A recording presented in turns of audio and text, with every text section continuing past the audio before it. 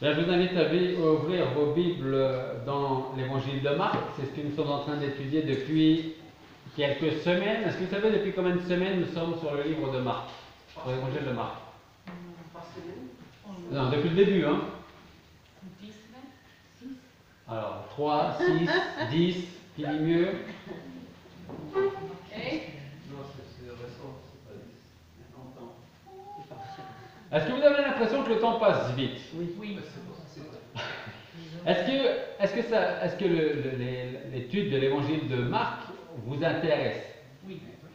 C'est ce que je remarque parce que ça fait pas, effectivement, ça fait pas 10 semaines, ça fait pas non plus 3, mais ça fait 14 semaines que nous sommes en train d'étudier l'évangile de Marc.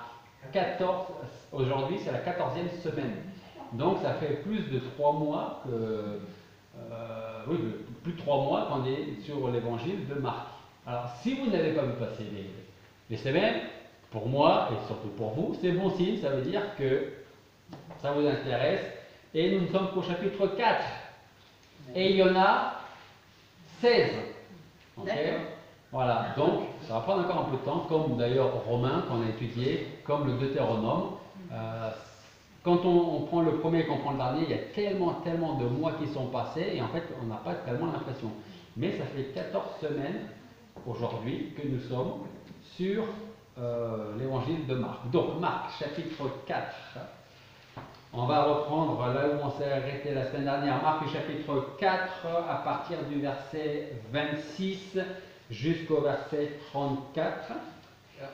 Mais avant cela, juste un petit rappel en arrière pour vous dire que durant les 2 dernières semaines, nous avons étudié la parole du semeur et la conclusion de la semaine dernière était que le véritable chrétien va à un moment ou à un autre porter du fruit. Et que ce fruit sera visible de tous, qu'on soit chrétien ou non chrétien, les gens, si on porte du fruit pour le Seigneur, si on travaille pour lui, forcément, les gens autour de nous, chrétiens ou pas, vont voir quelque chose, vont se poser des questions, ils vous poseront peut-être même des questions. D'où te vient cette joie, ce zèle? J'ai l'impression que tu es toujours heureux ou heureuse, ou tu parles souvent de Jésus, et peut-être que j'aimerais moi aussi le connaître. Voilà. Donc, la conclusion de la semaine dernière, c'était que le véritable chrétien portera du fruit durant sa vie avec le Seigneur ici-bas et que ces fruits pourront être visibles et seront visibles par tous, chrétiens ou non chrétiens. On a chanté quelques cantiques ce matin. Écoutez l'appel du berger, qui va aller chercher des âmes pour les amener à Christ. Connaissons-nous vraiment le prix d'une âme qui se meurt sans le Seigneur? C'était les paroles du cantique. Eh bien, dans le passage de ce matin que nous allons étudier, nous allons voir que parfois on peut avoir l'impression que ce que nous faisons, ce que nous semons, peut sembler un petit peu minime, mais on va voir qu'avec le travail du Seigneur, ça peut apporter beaucoup de choses. Cela pour vous dire également qu'il ne faut pas se démoraliser, il ne faut pas chercher à vouloir baisser les bras, ou il ne faut même pas se dire « mais moi je ne peux pas faire grand-chose, mis à part prier par exemple ». Mais croyez-moi que prier, c'est aussi tout aussi efficace que de donner son témoignage ou de donner un petit traité, un évangile ou une Bible. Prier est une des plus grandes puissances au monde. Et une église qui prie, c'est certainement la plus grande puissance au monde. Je m'excuse pour nos amis américains, ce n'est pas l'Amérique, c'est une église qui prie, qui est la plus grande puissance au monde. Voilà, je termine ça, mais je ne termine pas mon message, c'est pas la fin. On va pas rentrer tout de suite à la maison. Marc chapitre 4, verset 26 jusqu'au verset 34. Il leur dit encore, prenez garde à ce que vous entendez. C'est pas ça, verset 26, pardon. Verset 26. C'est pour savoir si vous suiviez, mais vous ne suivez pas. Donc on est au verset 26. Il dit encore, il en est du royaume de Dieu comme si un homme jette de la semence en terre. Soit qu'il dorme ou qu'il se lève la nuit ou le jour, la semence germe et croît sans qu'il sache comment. Car la terre produit d'elle-même, premièrement l'herbe, ensuite l'épi, puis le grain formé dans les terres. Et quand le fruit est dans sa maturité, on y met aussitôt la faucille parce que la moisson est prête. Il disait encore, à quoi comparerons-nous le royaume de Dieu? Ou par quelle similitude, ou si vous préférez, par quelle parabole, le représenterions-nous? Il en est comme du grain de moutarde, ou de sénévé selon votre traduction, lequel, lorsqu'on le sème, est la plus petite de toutes les semences que l'on jette en terre. Mais après qu'on l'a semé, il monte et devient plus grand que tous les autres légumes et pousse des grandes branches en sorte que les oiseaux du ciel peuvent demeurer sous son ombre. Il a relancé la parole par plusieurs similitudes de cette sorte selon qu'ils étaient capables de l'entendre. Et il ne leur parlait point sans similitude, mais en particulier, il leur expliquait tout à ses disciples. Prions. Père Céleste, nous voulons te remercier parce que aujourd'hui ta parole est tout à fait claire, tout à fait compréhensible. Mais nous avons quand même besoin que tu interviennes par ton esprit pour que nous puissions non seulement l'accepter, la croire, mais aussi la comprendre, afin qu'elle transforme nos vies, nos cœurs, et que cette même parole nous ramène à notre Seigneur et Sauveur Jésus-Christ. Merci de l'avoir fait pour nous, merci de l'avoir fait pour moi. Alors ce matin, Seigneur, je veux te demander de nous disposer favorablement. Parle dans nos cœurs, prépare-nous à recevoir ta parole, ton enseignement, et surtout à le mettre en pratique dans nos vies. Je vais te prier pour tous ceux qui vont suivre ce message, cette prédication par Internet, Seigneur, que tu parles également dans leur cœur, tu agisses dans leur vie, et que tu les sauves pour ceux qui ont besoin d'être sauvés. Et c'est en ton nom que nous te prions. Amen. Alors nous allons voir ce matin que Jésus ne veut pas que nous soyons découragés lorsque nous avons l'impression que quand nous témoignons, quand nous donnons un petit traité, quand nous donnons un évangile, on peut avoir ce sentiment qu'on se dit, bon, je le donne et puis on verra bien. Et parfois, on peut être découragé parce qu'on a l'impression que rien ne se passe. Mais comme je vous l'ai déjà dit, je vais le répéter, et certainement si Dieu me prête vie, je le répéterai plus tard, je pense qu'au ciel on sera surpris parce que peut-être qu'on verra des gens à qui un jour on a donné un évangile, un traité, une Bible, à qui on a tout simplement peut-être témoigné, on n'a plus jamais revu cette personne a entendu d'autres choses après vous, et ce sont toutes ces choses cumulées qui amènent la personne à Christ, et un jour cette personne peut être sauvée.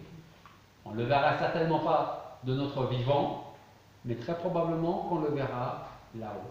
Donc on va voir qu'avec le passage que nous venons de lire, le Seigneur veut que nous ne soyons pas découragés. Même quand on a l'impression que rien ne se passe, quand on travaille pour lui, quand on est à l'œuvre pour lui, quand on fait le travail qu'il nous a confié.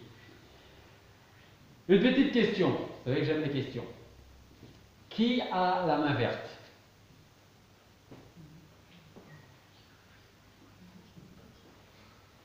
Je vous pose une autre question. Est-ce que vous savez ce que veut dire avoir la main verte? Oui. Ok, ça veut dire quoi avoir la main verte? C'est savoir s'occuper des plantes, des fleurs, et puis vous avez cette main verte, on se dit j'ai la main verte parce que je plante ici puis ça pousse. Je plante là et puis ça pousse. Et puis il y en a d'autres qui font tout ce qu'ils peuvent et puis ça pousse pas. Ok? Voilà, alors je ne sais pas si c'est comme les animaux qui sentent un certain. Il y a des animaux qui vont dire plus vers certaines personnes parce qu'ils sentent que quelque chose se passe bien qu'avec d'autres personnes. Je n'irai pas jusqu'à dire que pour les plantes et les fleurs c'est la même chose. Mais là où je veux en venir dans ma question c'est, vous est-il, alors vous n'êtes pas obligé de répondre si vous ne voulez pas paraître bête, mais vous est-il déjà arrivé de parler à une fleur, à une plante, comme pour l'encourager, parce que vous avez l'impression que la pauvre elle souffre, il y a beaucoup de sécheresse ou il y a trop d'eau, et vous lui dites, allez vas-y encore un petit effort et tu vas y arriver, et puis chaque matin vous allez voir si elle a pris un peu plus. Ça vous est déjà arrivé? Non? Alors vous dites non parce que vous n'avez pas envie de dire oui ou... Moi ça m'est déjà arrivé, hein, je le dis, hein, je suis fou, hein, ça m'est déjà arrivé. Ok? D'ailleurs, quand j'étais beaucoup plus jeune, pour ceux qui le savent ou qui ne le savent pas, j'habitais au 15e étage, donc vous imaginez bien que le jardin, j'en avais pas. Ok? Au 15e étage, on n'a pas de jardin, on n'a pas de terrasse, on n'a pas de balcon non plus. Mais ça m'arrivait d'avoir des petites plantes vertes et parfois je plantais des graines, je plantais les noyaux d'avocat. Et puis quand ça commence à pousser, on est content. Et chaque matin, je me souviens, je ne sais pas quel âge j'avais, mais chaque matin, j'allais voir mon avocat. Et puis je voyais qu'il y avait une petite feuille de plus qui sortait, et ça grandissait. Et puis j'étais content. Hein?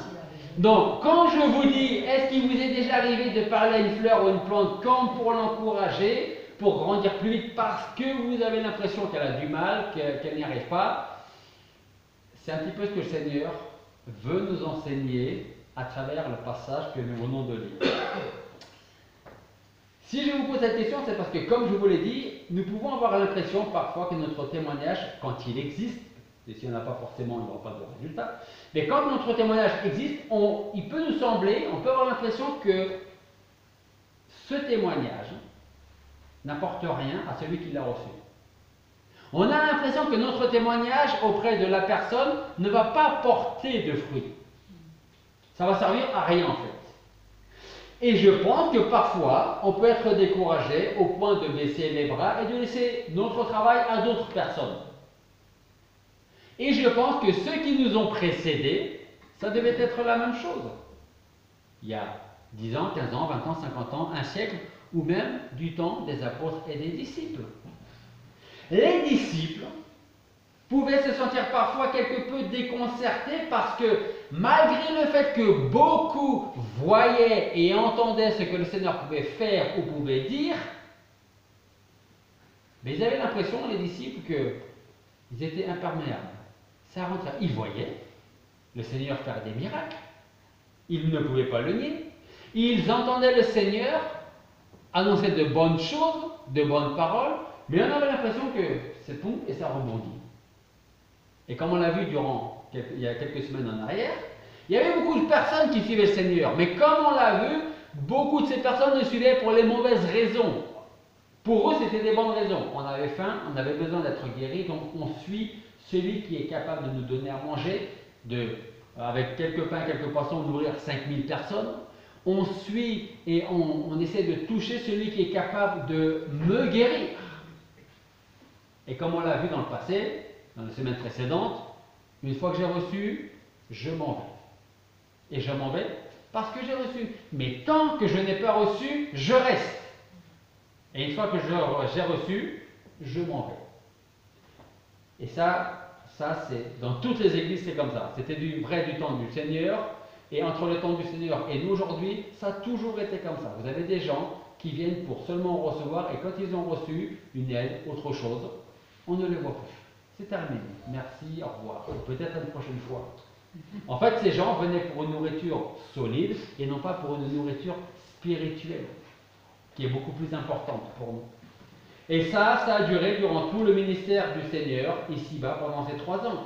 Ce qui, d'une certaine manière, et je peux le comprendre, et je pense que vous pouvez le comprendre, a contribué au fait que les disciples, les apôtres, ceux qui vraiment avaient pris conscience de qui était le Seigneur et qui le suivaient pour les bonnes raisons, devaient contribuer à un certain découragement, qui s'attendaient, les disciples, les apôtres, à voir Christ, en fait, s'emparer du pouvoir, aller vers Jérusalem, se débarrasser de l'ennemi romain et prendre possession du pouvoir et dire « Je suis le roi et maintenant je vais établir mon royaume et mon règne ». Donc les apôtres, les disciples, pouvaient être découragés parce que ce n'est pas ce que le Seigneur a fait.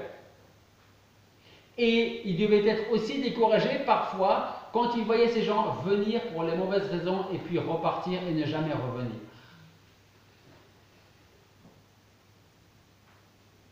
C'est certainement la raison qui poussa les disciples à demander pourquoi les foules ne croyaient pas au message du Seigneur, au message du salut.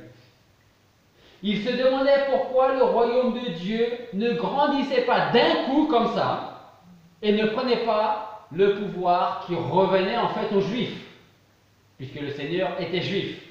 Donc toi qui es juif, là je parle en tant que celui qui suivait le Seigneur et qui est le Fils de Dieu, qui est Dieu, pourquoi tu ne prends pas le pouvoir? Pourquoi tu n'établis pas ton royaume et ton règne? Je pense que Christ n'était pas surpris par ce genre de questions, et je pense même qu'il attendait ce genre de questions. Et il va y répondre avec des paraboles, comme celle d'aujourd'hui. Le passage de ce matin possède exactement les mêmes éléments les éléments de base que la parabole du semeur. La terre, la semence, les différents terrains. Versets 26 à 29. On revient un petit peu sur notre passage. Versets 26 à 29, nous lisons « Il en est de même du royaume de Dieu, comme si un homme jette de la semence en terre. soit qu'il dorme, qu'il se lève, la nuit ou le jour, la semence germe, croît sans qu'il sache comment. Car la terre produit d'elle-même premièrement l'herbe, ensuite l'épi, puis les grains formés dans l'épi, verset 29. Et quand le fruit est dans sa maturité, on y met aussitôt la faucille parce que la moisson est prête. Ici, comme dans la parabole du semeur, la semence qui est jetée en terre représente toujours la parole de Dieu. La terre qui reçoit la semence en question représente le monde dans lequel nous vivons. Ce qui revient à dire que nous semons la parole de Dieu autour de nous, et ensuite, pour reprendre les paroles du Seigneur, que ce soit la nuit ou le jour. La semence germe, elle grandit sans savoir comment, et quand le fruit arrive à maturité, il est prêt pour la moisson. Là, c'est intéressant parce que nous lisons la semence germe et croît sans savoir comment. Vous savez à quel moment la semence, une graine, commence à germer, à pousser? De graines en général. La graine, la semence, une fois qu'elle est mise en terre, meurt. Et c'est quand elle meurt qu'elle commence à germer. Ça veut dire quoi? Entre autres, ce n'est pas dans ma prédication, mais je dois le dire parce que ça me vient. Quand on s'abandonne au Seigneur, quand on, spirituellement parlant, quand on meurt pour le Seigneur, c'est ce moment-là qu'on va commencer à porter du fruit, à grandir, et que notre témoignage sera visible de tous. Mais quand on veut contrôler toute chose, on n'est pas aussi efficace que quand on abandonne tout au Seigneur, quand on meurt pour le Seigneur. Quand le fruit est dans sa maturité, on y met aussitôt la faucille parce que la moisson est prête. Voilà comment commencent les encouragements du Seigneur pour notre travail. Lorsque nous regardons notre semence, c'est-à-dire notre témoignage, nous pouvons avoir l'impression que nos graines sont toutes petites et qu'elles ne vont pas apporter grand-chose. Pourtant, que nous dit l'auteur d'Hébreux en Hébreux 4.12? Hébreux 4.12, ce passage nous dit que la parole de Dieu est vivante et efficace. Il y a des gens au XXIe siècle qui diront ça c'est du passé. C'est plus pour nous, c'est mort, ça c'est fini. Ça c'était bon pour avant. Il y en a qui diront ça c'est bon pour les vieux. Pour ceux qui vont encore à l'église. Vous savez, qui vont encore à l'église, parce qu'aujourd'hui on ne va plus à l'église. Donc ça c'est bon pour ceux qui vont encore à l'église, qui vont perdre leur temps à l'église. Et pourtant la parole de Dieu est vivante et efficace. Ça veut dire que quand nous semons cette parole-là autour de nous, du fait qu'elle soit vivante et efficace, elle va apporter quelque chose. Et peut-être qu'on ne le verra pas, mais elle va forcément apporter quelque chose. Pourquoi? Justement parce qu'elle est vivante et efficace. En elle, en la parole, se trouve tout ce qu'il faut pour qu'elle grandisse là où elle a été semée. C'est exactement les mêmes choses avec les paroles du Seigneur lorsque nous les semons. Elles peuvent paraître insignifiantes, surtout pour beaucoup de personnes, et pourtant elles portent en elles la vie. Parce qu'on annonce les paroles du Seigneur. Et le Seigneur nous dit quoi dans l'évangile de Jean? Il dit, je suis le chemin, la vérité et la vie. Et vous savez, après avoir lu des témoignages d'anciens musulmans qui se sont convertis au Seigneur, parce que le Seigneur a changé leur cœur, beaucoup disent que, entre autres, ce verset a été la révélation pour eux. Je suis le chemin, la vérité. C'est ce mot-là qui a fait qu'ils ont commencé, par le travail du Saint-Esprit, à se poser des questions. Pourquoi est-ce que le Seigneur, pourquoi il n'appelait pas encore le Seigneur, pour ceux qui sont devenus chrétiens? Mais beaucoup de musulmans se sont dit, pourquoi est-ce qu'il dit qu'il est la vérité? Puisque je pense que moi, que la vérité, elle est plutôt ou dans le Coran ou dans ce que Mohammed a pu dire. Pourquoi lui, il est capable de dire, pourquoi est-ce qu'il ose dire, je suis la vérité? Et c'est comme ça qu'on commence à se poser des questions, et c'est comme ça qu'on commence à grandir dans notre foi. Je suis le chemin, la vérité et la vie. Et puis il continue avec le verset, dans notre passage, Marc chapitre 4, verset 30 à 32. Marc 4, 30 à 32. Il disait encore, à quoi comparerons-nous le royaume de Dieu, ou par quelle similitude le représenterons-nous? Il en est comme du grain de moutarde, lequel, lorsqu'on le sème, est la plus petite de toutes les semences qu'on jette en terre, mais après qu'on l'a semé, il monte et devient plus grand que tous les autres légumes et pousse de grandes branches, en sorte que les oiseaux du ciel peuvent demeurer sous son ombre. Si nous regardons bien cette image du royaume de Dieu, nous remarquerons que ce grain, cette semence, est la plus petite de toutes les semences. C'est clair? Pour l'instant, c'est clair. Et cette idée de petitesse est un élément important. Pourquoi? La petite taille communique la vérité concrète des débuts qui sont presque toujours insignifiants.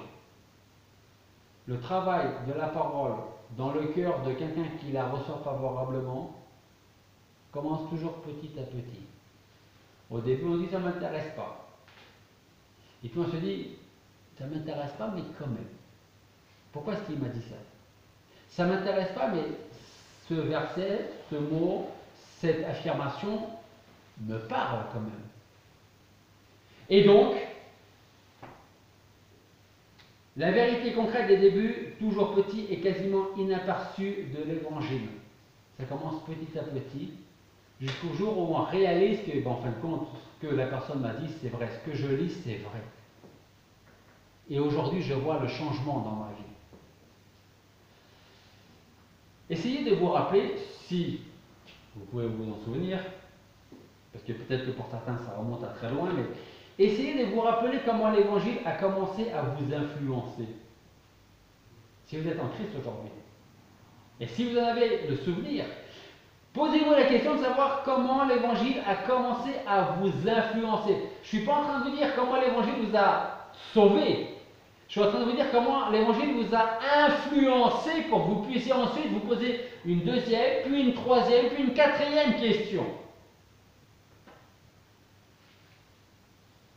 Ce premier contact, je pense, avec l'évangile, était pour presque, on va dire pour beaucoup de personnes, presque invisible.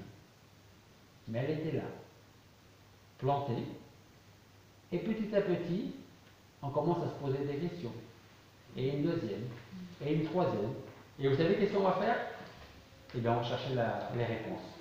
Auprès de quelqu'un qui nous a annoncé l'évangile, auprès de la parole, on va chercher parce que la graine qui est semée commence à pousser, à germer, à grandir, et elle nous fait poser des questions. Et on veut les réponses. Une autre idée de petitesse. Ça me fait penser au Seigneur lui-même, quand il s'est incarné ici-bas. Vous le savez, parfois on le chante, Jésus est le roi des rois et le Seigneur des seigneurs. Autrement dit, il est Dieu. Ok? Et pourtant, est-ce qu'il est né dans un superbe royaume, palais, dans un superbe berceau, avec des gens pour le servir? Alors, quand on vient de naître, en principe, on n'a pas besoin d'être servi. Hein, okay? On change nos langes, on nous donne à manger, on s'occupe de nous. Et quand on grandit, dans ce cas-là, eh ben, on va s'occuper de nous. Mais le roi des rois, le Seigneur des seigneurs, est-ce qu'il est né dans un palais? Dans un royaume? Non. Il est né dans une étable. Il n'est pas venu naître comme un roi qu'il est, mais dans la famille d'un charpentier. Il a vécu comme quelqu'un qui n'avait pas d'endroit pour poser sa tête durant sa vie, durant son ministère. Et pourtant, c'est le roi des rois. Il a commencé ici-bas dans une étable. Et où est-ce qu'il a fini? Cloué sur une croix. Ça commence toujours petit à petit, mais ça grandit. Quelqu'un disait un jour, d'ailleurs c'est dans la parole de Dieu, quand Paul et d'autres voulaient témoigner et qu'on leur interdisait de témoigner. Quelqu'un a dit, ne vous inquiétez pas, de toute manière on ne peut pas les empêcher. Qu'ils y aillent. Parce que si ça ne vient pas de Dieu, ça va se terminer à un moment ou à un autre, ça vous pouvez être certain. Par contre, si ça vient de Dieu, si leur témoignage vient de Dieu, on ne pourra rien faire pour ça, parce que ça va continuer. Et c'est exactement ce que l'on voit aujourd'hui. Si ça c'est du passé, ce qui est vrai, mais ce n'est pas que du passé. Vous savez ce que c'est ça? Ça c'est du passé, du présent et du futur. Ça, ce n'est pas que du passé. C'est pour nous aujourd'hui et ce sera encore pour nous demain. Si ça ne vient pas de Dieu, vous inquiétez pas, ça s'arrêtera. On n'en entendra plus jamais parler. Mais si ça vient de Dieu, on ne peut rien faire pour ça, contre ça.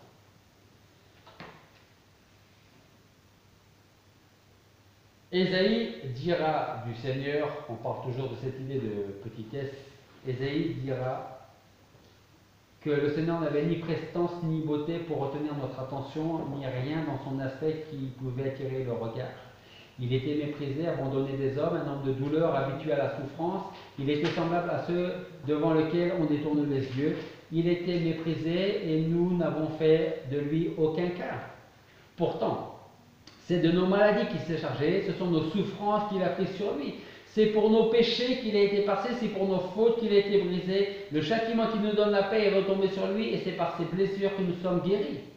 On l'a frappé, il s'est humilié, il n'a pas dit un mot. Il était semblable à un agneau mené à l'abattoir, tout comme la brebis muette devant celui qui l'attend.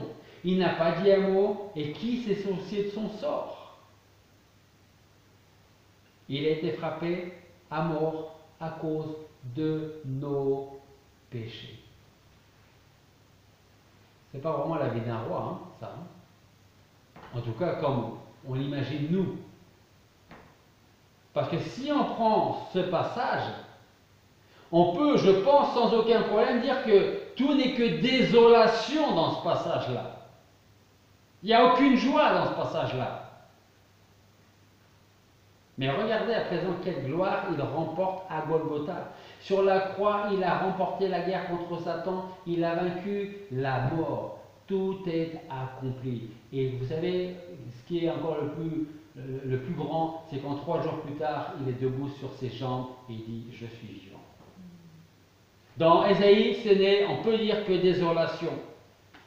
Mais une désolation qui va déboucher sur une véritable gloire, celle du Seigneur, et sur la nôtre qui est à venir. Le Seigneur dit dans sa parabole, à quoi pouvons-nous faire concorder, faire ressembler le royaume de Dieu? Par quelle similitude pouvons-nous le représenter? Et il dit, il en est comme d'un grain de moutarde. Et là, il y a un mot que je voudrais retenir. Il en est comme un grain de moutarde. Lequel, à votre avis, je vais retenir ce mot-là? Il en est comme d'un grain de moutarde. Quel est le mot le plus important là? Parce que quand on lit la parole de Dieu, il ne faut pas la lire trop rapidement, sinon ça ne sert à rien de la lire. Mais quand on épluche un peu, il y a un mot qui, en tout cas, moi, a retenu mon attention. Est-ce que vous avez une idée duquel? Non. Non. Un seul mot. Je vous aide en plus. Un seul mot. Un. Tout simplement. Le Seigneur dit, il en est comme un grain de moutarde ou de sénévé selon votre traduction. Christ parle d'un grain de moutarde, un seul. Christ plante le seul et unique évangile du salut. Ce n'est pas différents grains, ce n'est pas 2, 3 ou 4, c'est un grain. À quoi pouvons-nous comparer le royaume de Dieu? À un grain. Et ce grain, c'est l'évangile du Seigneur Jésus-Christ. Cet évangile cherche principalement à enseigner aux hommes qu'ils sont pécheurs et que seul Jésus peut les sauver. C'est ce que nous dit Paul en Romains chapitre 3, versets 23 et 24 qui dit « Il n'y a pas de distinction, personne n'est meilleur qu'un autre, tous ont péché et sont privés de la gloire de Dieu. » tous. Le verset 24, nous lisons, mais ils sont justifiés gratuitement par sa grâce, par la rédemption qui est en Jésus-Christ. Il dira encore en Actes, chapitre 4, verset 12, verset qu'on connaît bien, il n'y a de salut en aucun autre, car sous le ciel il n'y a pas un autre nom qui a été donné aux hommes par lequel nous devions être sauvés. Et ce nom, c'est quoi? C'est Jésus-Christ. C'est Jésus. Il y a un grain de moutarde. Il y a un évangile. Il y a un Seigneur. Il y a un Sauveur. Il y a un seul Dieu. L'évangile de Christ appelle tous les hommes à croire. Il appelle les hommes à se tourner vers celui qui a la puissance de sauver de la perdition et de la colère à venir. C'est ce même évangile qui nous dit qu'il nous est tout simplement, nous, impossible de nous sauver nous-mêmes. Et pourtant, il y en a qui très sincèrement pensent qu'ils peuvent être sauvés grâce à leurs œuvres. Fais ceci et tu vas marquer des points auprès du Seigneur. Fais cela. Fais de bonnes œuvres pour avoir la possibilité d'être sauvé. Oui, mais je dois en faire combien de bonnes œuvres? J'en sais rien. Fais-en. Mais la Bible nous dit qu'on n'est pas sauvé par les œuvres. Nous sommes sauvés par la grâce de Dieu. C'est un don de Dieu. Et cela ne vient pas de nous. Ça vient de Dieu. On n'est pas sauvé par les œuvres. C'est pas possible. Parce que si c'était le cas, Christ n'aurait pas eu besoin de mourir sur la croix. Si on pouvait être sauvé par les œuvres, ça ne serait pas debout. Et Christ ne serait pas dessus, si c'était par les œuvres.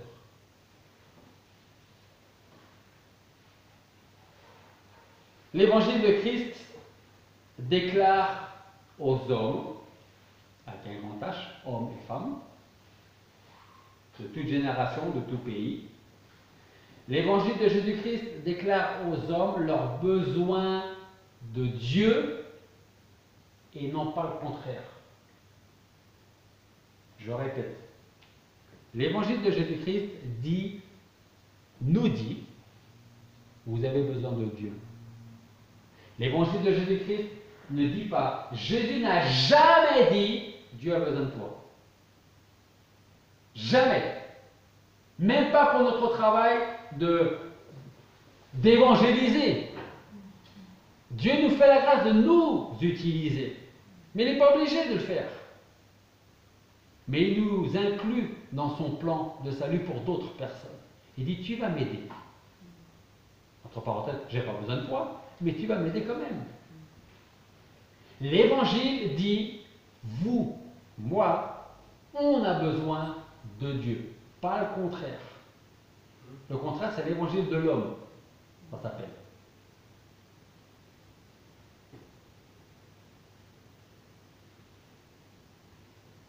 Alors, je repense à ces passages dans la parole de Dieu qui nous dit de nous tourner vers l'Éternel tant qu'on peut le trouver. Adressez-vous à lui tant qu'il est proche, tant qu'il est temps, parce qu'un jour arrivera où il sera trop tard. Et on ne pourra plus rien faire du tout. Ésaïe 55, 7, Dieu parle par la bouche d'Ésaïe, Ésaïe 55, 7, et il dit que le méchant abandonne sa voie et le criminel ses pensées, qu'il se convertisse à l'Éternel, il lui fera grâce, et à notre Dieu, car il pardonne abondamment. Et rappelez-vous de cette phrase que j'ai entendue, que j'ai lue, que je vous ai dit il y a quelques semaines, la semaine dernière peut-être même. Lorsque Satan me murmure à l'oreille que je suis un grand pécheur, je le remercie parce qu'il me réconforte, parce qu'il est en train de me dire, tu as aussi un grand sauveur.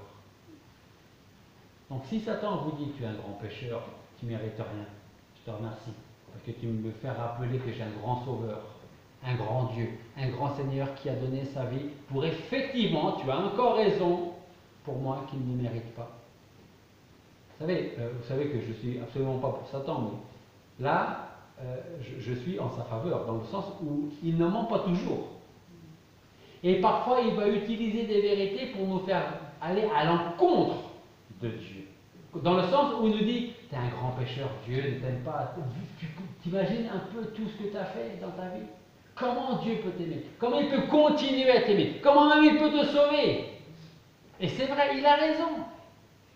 Mais il nous réconforte parce que si on est un grand pécheur, on a aussi un grand sauveur. Plus grand que nos péchés. Voilà les appels de Christ, il appelle les pécheurs à se tourner vers lui, il ne demande pas à ce qu'on l'aide. Il nous dit, venez à moi. Il dit encore, levez les regards vers moi et soyez sauvés. Il dit, venez à moi et je vous soulagerai de tous vos péchés, vos fardeaux, vos craintes, vos soucis, vos tristesses. Je n'ai pas besoin de vous, c'est vous qui avez besoin de moi. Il ne faut pas mélanger les choses. C'est ça la grâce de Dieu. La grâce de Dieu, c'est comprendre ce qui est incompréhensible. Est-ce que vous savez pourquoi Dieu vous a sauvé, vous? Moi, je ne sais pas pourquoi Dieu m'a sauvé. À part parce qu'il voulait le faire. Mais pourquoi est-ce qu'il avait envie de le faire? J'en sais rien. C'est ça la grâce de Dieu. Comprendre l'incompréhensible. C'est-à-dire de savoir que Dieu n'avait aucun besoin de nous sauver. C'est de savoir qu'il n'était absolument pas obligé de nous sauver. C'est comprendre qu'il n'était absolument pas obligé d'envoyer son fils mourir sur une croix, naître dans une étable. C'est de savoir également que Christ n'était absolument pas obligé de prendre sur lui notre condamnation. Il n'était pas obligé de le faire et pourtant il l'a fait.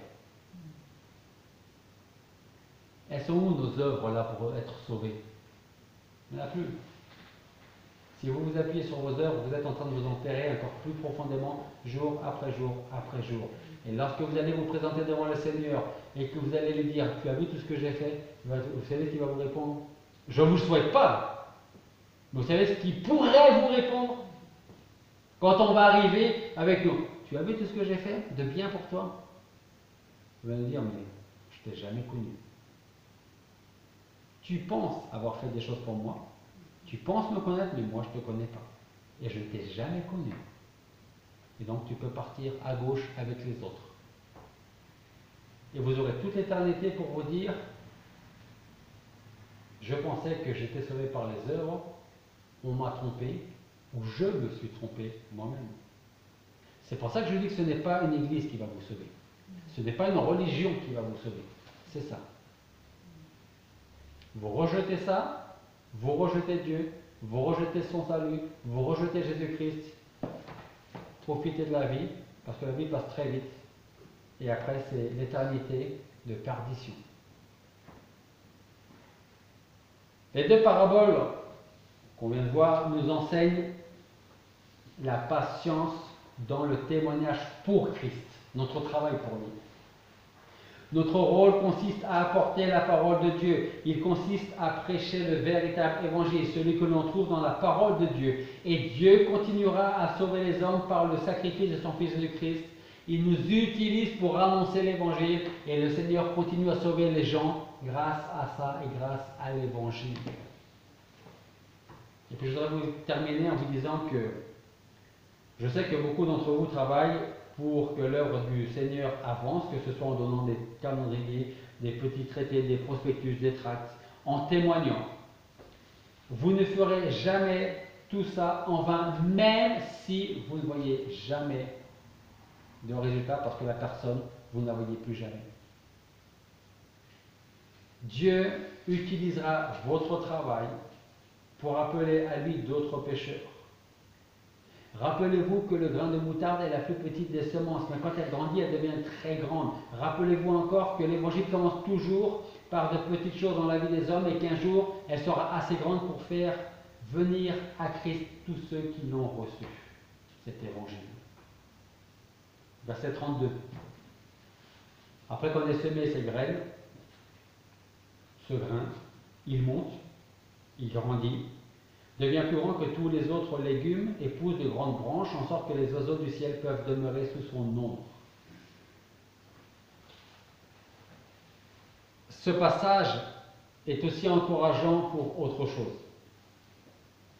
Les oiseaux du ciel peuvent demeurer sous son ombre. Quand on reçoit l'évangile, qui nous transforme, qu'il grandit. On se retrouve à l'ombre du Très-Haut. David disait dans le psaume 91, versets 1 à 4, il dit: celui qui demeure sous l'abri du Très-Haut repose à l'ombre du Tout-Puissant. Je dis à l'Éternel, mon refuge et ma forteresse, mon Dieu en qui je me confie, car c'est lui qui te délivre du filet de l'oiseleur, de la peste et de ses ravages.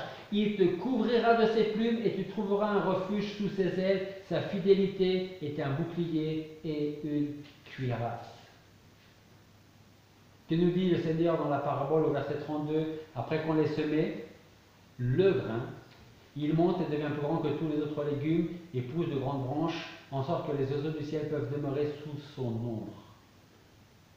Et quand nous venons à l'Évangile, nous pouvons demeurer à l'ombre du Très-Haut.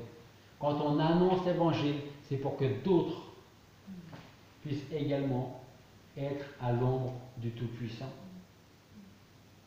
On ne trouvera ici-bas aucune autre protection plus grande et plus rassurante que d'être sous la protection du Très-Haut. Prions. Père Céleste, nous voulons te remercier parce que beaucoup ici peuvent dire qu'ils sont sous ta protection, sous ton ombre, parce que tu as transformé leur vie, tu as transformé la mienne, tu as fait de nous, de moi, tes enfants.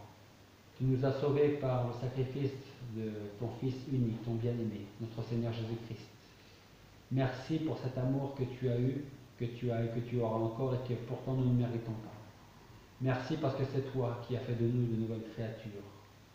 Merci parce que c'est toi qui nous as passé de nos ténèbres à ta lumière, de notre mort à la vie. Merci parce que le Seigneur nous dit qu'il est le chemin, la vérité et la vie, et que c'est par lui que nous pourrons venir à toi. Merci d'avoir parlé dans nos cœurs, merci d'avoir changé notre cœur.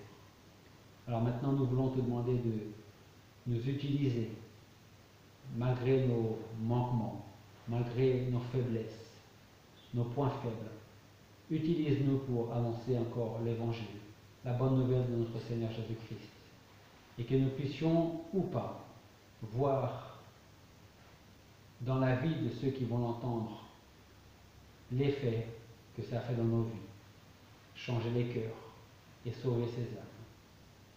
Seigneur, aide-nous à garder toujours le regard tourné vers toi, à ne pas baisser les bras et à continuer à vouloir annoncer cette bonne nouvelle de l'Évangile. Et c'est en ton nom que nous te prions.